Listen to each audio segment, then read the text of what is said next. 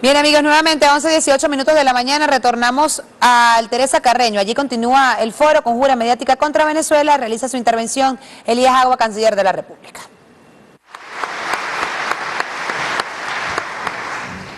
Bueno, yo sobre la conjura mediática van a hablar con profundidad y sapiencia todos nuestros invitados nacionales e internacionales. Yo quisiera más bien referirme a la contraconjura. La contraconjura es la política real, la que Hugo Chávez construyó, la que el presidente Maduro construye todos los días, la que construimos nosotros como pueblo. Solamente sobre la conjura mediática quiero decir que yo distingo de esta nueva etapa de la articulación de las grandes corporaciones mediáticas para acompañar desde el punto de vista del deterioro de la imagen de un país los procesos de desestabilización. Yo diría que han avanzado un poco más y se han convertido como en acompañantes del propio proceso de facilitar los procesos de desestabilización violenta en los países. Intento explicarme. Parte importante de la campaña mediática, de la conjura mediática, busca inhabilitar a los estados para ejercer sus obligaciones constitucionales de preservar la paz en sus países.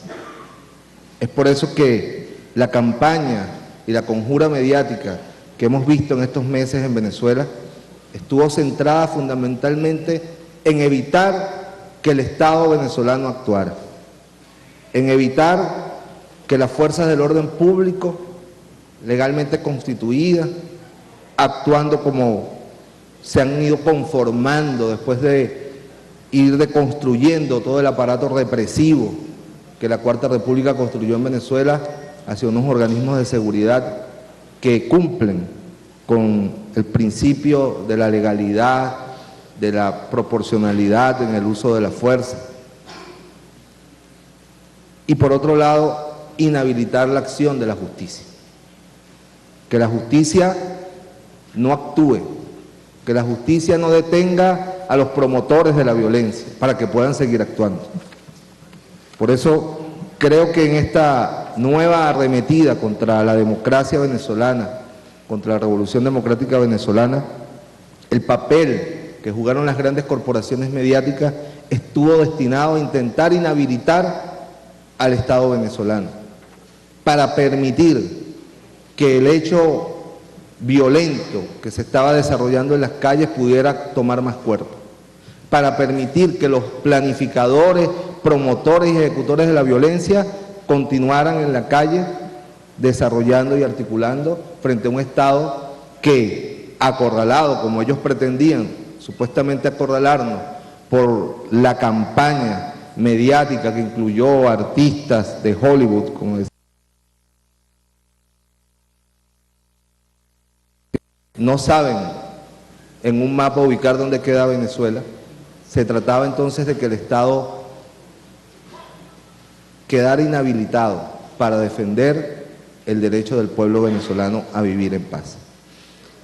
Y esa campaña, que ahora se ha intensificado en su carácter absolutamente cínico, de mentir, falsear realidades, colocar fotos de un lado o de otro, pretendía, además de acompañar el proceso de insurgencia violenta en Venezuela contra el gobierno del presidente Nicolás Maduro, contra nuestro gobierno, el gobierno democrático, popular y revolucionario de Venezuela, perseguía también ablandar a la opinión pública para justificar entonces la intervención de los grandes poderes. Por eso vemos cómo las declaraciones de los más importantes voceros del gobierno de los Estados Unidos se acompasaban con el desarrollo de la conjura mediática, usando el término que han escogido los organizadores de este foro. Pero frente a eso, que ustedes podrán, seguro tendrán más capacidad de profundizar, se antepone lo que tiene que ser la gran batalla de los pueblos, de los revolucionarios y de los políticos, reivindicando la política como el ejercicio de lo público, de lo real, que es la construcción de realidades. La construcción de realidades es el mejor antídoto contra las conjuras mediáticas, imperiales, fascistas o cualesquiera que sean. Esa construcción de la realidad que va desde los pequeños detalles que uno puede observar ahora que nos toca en esta tarea que nos ha encomendado la revolución, el presidente Nicolás Maduro, de defender a nuestra patria en el escenario internacional, que va desde los más humildes trabajadores de un aeropuerto hasta los más altos dignatarios de los países, los presidentes, los cancilleres, ¿no? Cada vez que nos toca aterrizar en un aeropuerto, en un viaje hacia acá o hacia allá, hacia la China, hacia Rusia, hacia África, hacia Europa, hacia nuestra América, te encuentras al joven mecánico que viene a hacer el mantenimiento del avión y te pregunta: ¿cómo está Venezuela? Estamos con ustedes. Chávez, la patria de Chávez. ¿No?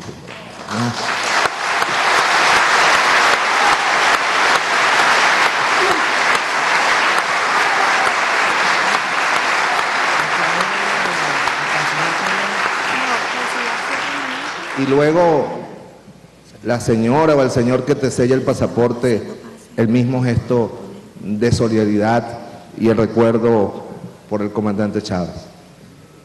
Y la del cafetín. Y de repente alguien te saca un cuaderno firmado por Chávez en ese aeropuerto, pasó Chávez por ahí. Y una foto y un recuerdo. ¿Qué indica eso?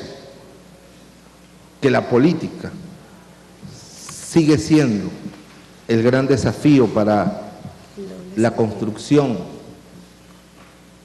de un sistema de defensa contra lo mediático, que nosotros no podemos abandonar nunca, nunca, por más importante que sea el papel hoy en el escenario de la batalla mediática, lo que sustenta, sostiene y es la raíz de un movimiento revolucionario, que es la política real, la política que se construye en el alma y en el corazón de los pueblos, como la construyó el comandante Hugo Chávez aquí en el pueblo de Venezuela y en los pueblos del mundo.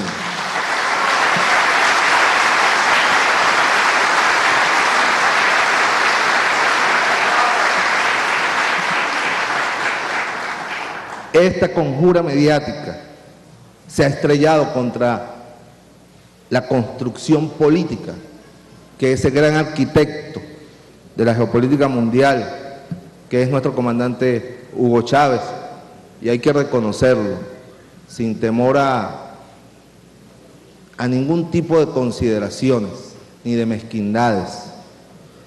También su entonces canciller por 6 años, el presidente Nicolás Maduro, que entonces era canciller, ¿no?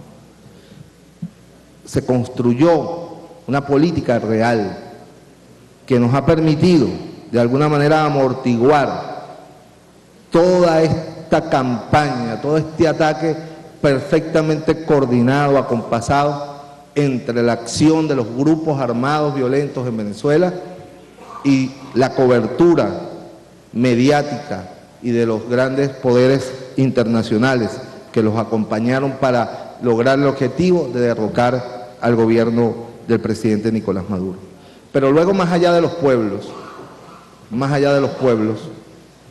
otro indicador importante, dense en cuenta, y sobre todo los amigos europeos y de los visitantes internacionales, en las llamadas jornadas contra la dictadura en Venezuela y todo esto que se hacen en las ciudades europeas, ¿cuántos movimientos sociales europeos participan? ¿Cuántos sindicatos? ¿Cuántos partidos?